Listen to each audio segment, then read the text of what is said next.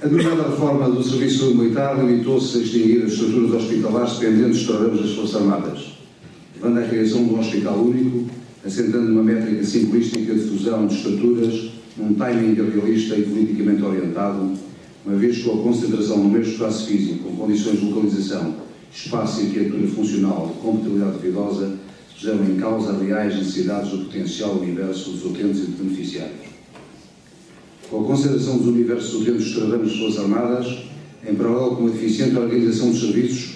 passou-se a assistir desde o início do processo a uma manifesta falta de capacidade de resposta do HFAR face às necessidades dos utentes, bem patente na extrema dificuldade nas marcações de consultas e de atos médicos, ao mesmo tempo que as inerentes filas de espera se prolongam por largos períodos de tempo, com os elevados prejuízos para as condições de saúde de quem procura o apoio médico a que tem direito e em claro de respeito pelas suas necessidades e expectativas. O erro dos pressupostos em que o programa funcional do HFAR assentou, quando o seu levantamento induziu a alienação, desconstrução e subdimensionamento de valências e de capacidades médicas, assistindo-se à perda do Serviço de Nefrologia e da Unidade de Hemodiálise, do Serviço de Hematologia, do Serviço de Infecciologia, do Serviço de Pediatria e da capacidade de internamento do Serviço de Psiquiatria, a par da suspensão da atividade cirúrgica e de internamento no Serviço de Neurologia e da redução do apoio do Hospital de Oncologia. Em relação às instalações e infraestruturas, a capacidade de internamento do HFAR não salvaguardou a efetiva dimensão do universo a apoiar, perdendo face aos hospitais do Ramos cerca de 400 camas, sabendo-se que a ocupação hospitalar no modelo anterior era da ordem dos 90%, questiona-se para onde estão internados os utentes vítimas destes cortes. Com o serviço a funcionar em contentores, com insuficiência de blocos operatórios e de camas para internamentos, com gabinetes de consulta em número reduzidos e com falta de gabinetes para técnicas clínicas, entre outras lacunas, destaca-se a não existência de condições, de um modo geral, para o internamento para grande parte do universo dos deficientes das Forças Armadas, dada a especificidade das suas incapacidades, ficando o respectivo apoio hospitalar comprometido e tendo sido afirmado que era minimalista, casuístico e desarticulado. Com o atual HFAR não tem sido possível obter o referencial de qualidade que se esperava como resultante da conjugação de recursos obtidos pela fusão dos hospitais dos Travamos, para constituir o hospital único e as soluções alternativas de complementaridade e de assistência encontradas através do IASFA na Cruz Vermelha Portuguesa ou em outras instituições são claramente insuficientes. Em termos de concepção estratégica, o HFAR devia ter a capacidade de dispor basicamente de uma unidade central de urgência, matriz determinante de todo o serviço de saúde militar, capaz de responder de forma qualificada a situações de urgência médica e cirúrgica e poder concretizar-se com o apoio do Serviço Nacional de Saúde a criação de um centro de trauma com diferenciação técnica de intervenção em acidentados por lesões vértebro-medulares e, adicionalmente, ter disponibilidade para criar uma unidade de tratamento de queimados tão necessária ao país e possibilitar desta forma o conhecimento e o treino indispensável nesta área aos médicos e cirurgiões militares. Importaria que o HFAR pudesse dispor de uma unidade hospitalar de retaguarda, ajustada às necessidades e sem custos significativos, podendo ainda ser hospital de dia e fazer a denominada cirurgia de ambulatório, para além da capacidade para internar doentes para cuidados continuados ou paliativos e apoiar inclusivamente ex-combatentes em áreas clínicas específicas para os quais as Forças Armadas devem ter experiência e especial aptidão, nomeadamente na avaliação e tratamento das sequelas resultantes das perturbações psíquicas e dos danos físicos da guerra. Essa estrutura pode ser encontrada em ex-hospitais do Ramos, nomeadamente no ex-HMP, por o mesmo ter perdido as estruturas logísticas de dimensão hospitalar, dispondo de blocos operatórios com subunidades cirúrgicas e até estruturas de cuidados intensivos. Graças à atual reforma, o Serviço de Saúde Militar enfrenta hoje uma séria ameaça de descaracterização ou mesmo de extinção. O concentracionismo verificado levou ao ponto de querer confinar no perímetro hospitalar da base aérea do Lumiar estruturas que têm sido laterais, como sejam a Escola de Serviço de Saúde Militar, o Centro de Medicina Aeronáutica e o Centro de Medicina Hiperbárica, entre outros. A situação que está criada pela atual reforma desmotiva os profissionais e repele os utentes. De uma penada, subdimensionou-se uma capacidade instalada e destruiu-se uma cultura organizacional que constituía uma mais-valia do Serviço de Saúde Militar. Não restando dúvidas que a situação económica do país obriga progressivamente a uma gestão eficiente dos recursos, para um serviço de saúde militar de qualidade. Existe a concentração de recursos, complementaridade e partilha para a criação de massa crítica e que deve estender-se também ao plano da cooperação civil-militar.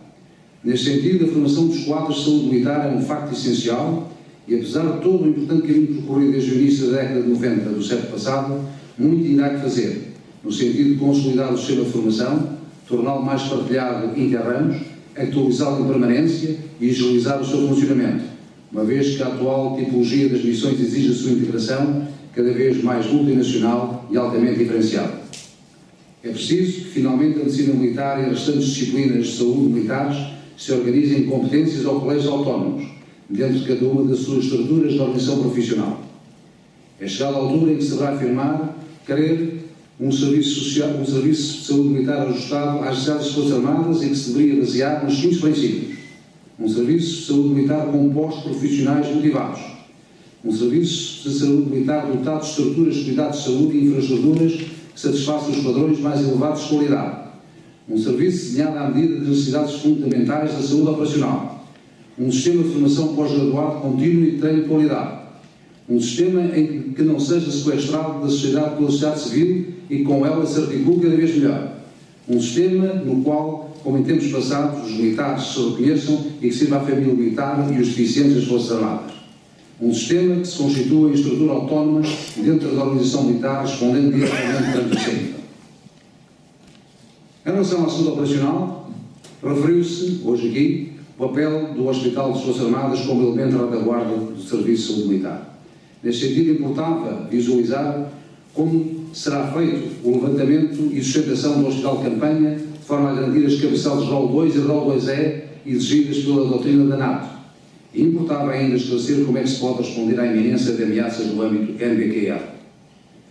Foi referido que o conceito de saúde operacional é muito amplo na Armada, coordenado a partir do Centro de Medicina Naval, sendo o apoio às operações navais baseado na Marinha em 3 tipos de unidades navais: tipo 1, com somente um enfermeiro; tipo 2, com um médico e um enfermeiro; tipo 3, que inclui as grandes unidades prestadoras de cuidados, como o Centro Militar Naval, a Base de Fuzileiros e a Escola de Fuzileiros. Foi referida a necessidade de um navio polivalente logístico, com um hospital. E, igualmente, sendo referido que o recurso à telemedicina pode ser potenciado para melhorar o apoio sanitário a grandes distâncias das bases. Por sua vez, o Exército entende que a inovação tecnológica tem permitido diagnósticos mais precisos e terapêuticas mais eficazes e tem permitido ganhar tempo na formação de diagnósticos e uma maior eficiência de recursos, nomeadamente financeiros. Sendo assim, a mensagem a transmitir passaria pela medicina personalizada e sistemas de saúde com destaque para a qualidade das tecnologias biomédicas.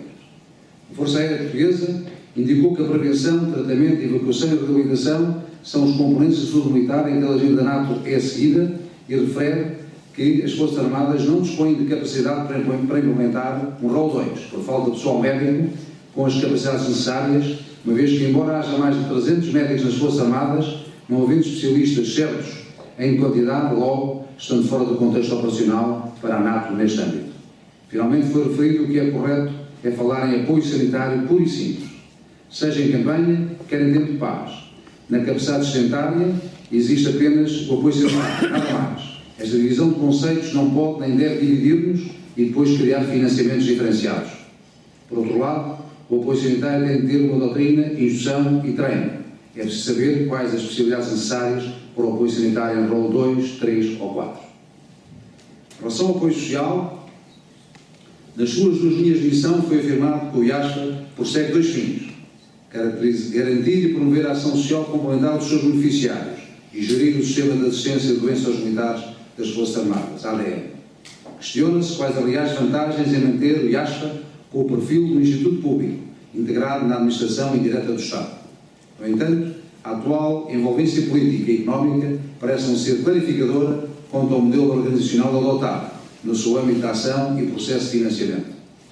Hoje parece consensual a opinião de que a colocação da ADM no IASFA não foi a opção certa, sendo admissível que a prazo possa sair. A acontecer, ver-se-á então concentrado as atenções nas opções que se possam desenhar e na gestão da receita não discipienda correspondente às cotizações dos beneficiários.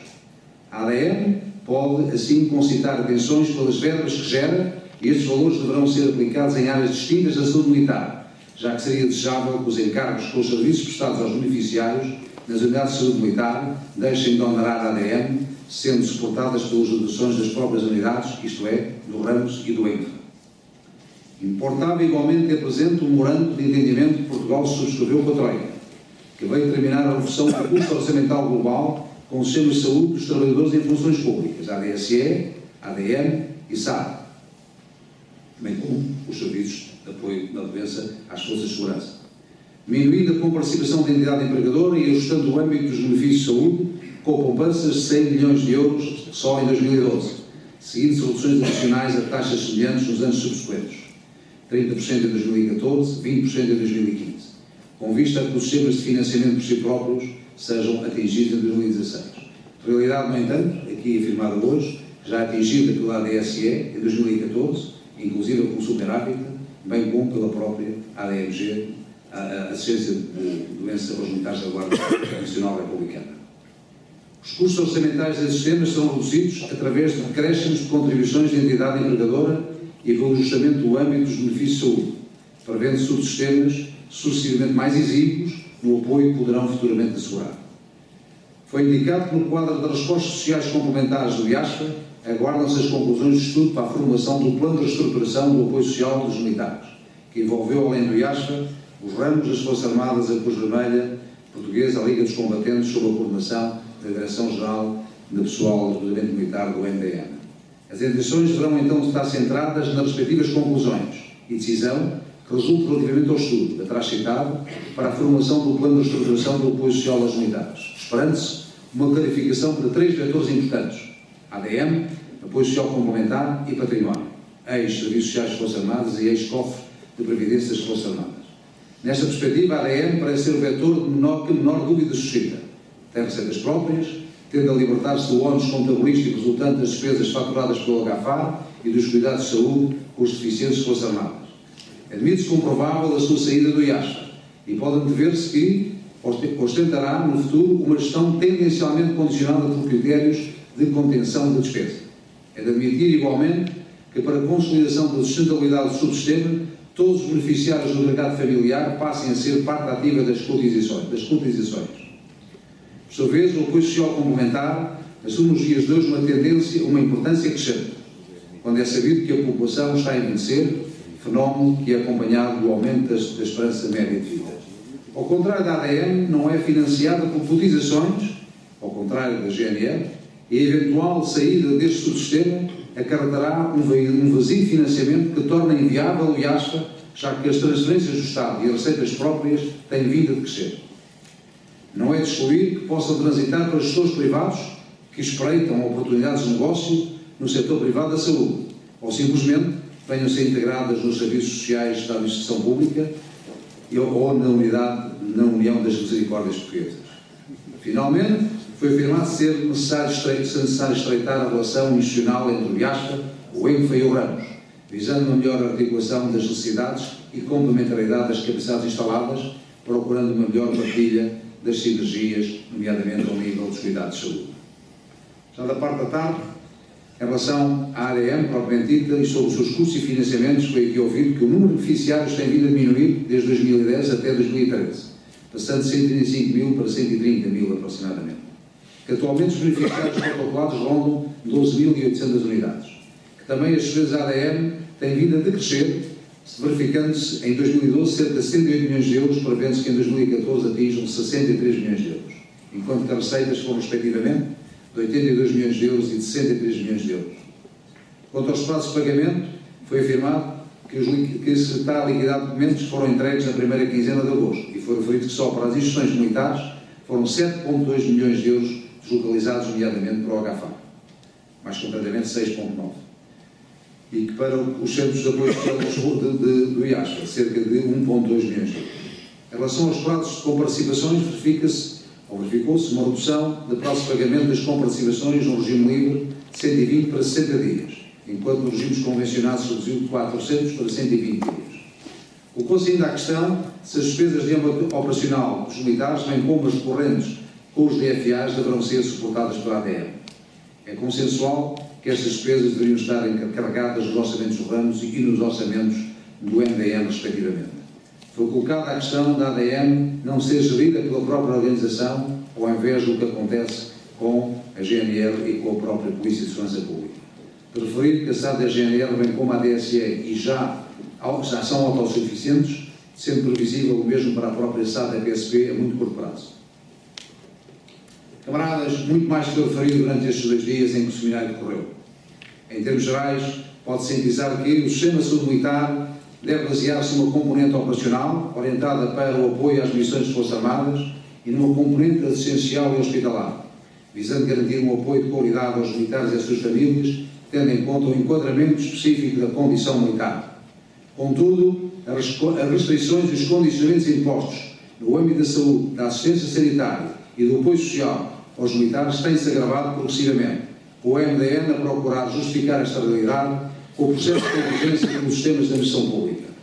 Desta forma, parece esquecer-se do disposto na lei que regula a condição militar e que determina uma discriminação positiva como contrapartida dos enormes deveres, de restrições e de restrições aos direitos, liberdades e garantias a que os militares são sujeitos.